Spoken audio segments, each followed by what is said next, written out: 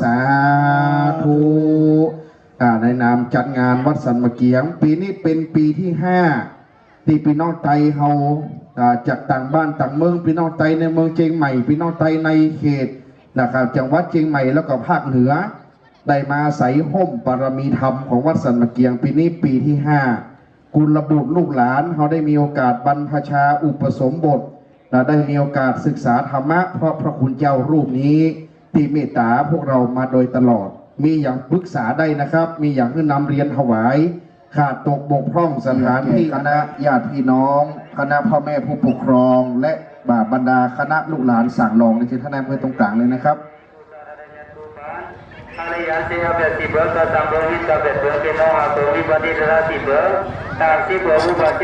ในเชิญท่านสิริวิสุทธิ์ตอนนี้นะครับพระโหลนั่งลงด้านหน้าเลยนะครับอันนี้จะได้เป็นสักขีพยานร่วมกันครับซึ่งวันนี้4ท่านอันเป็นผู้หลัก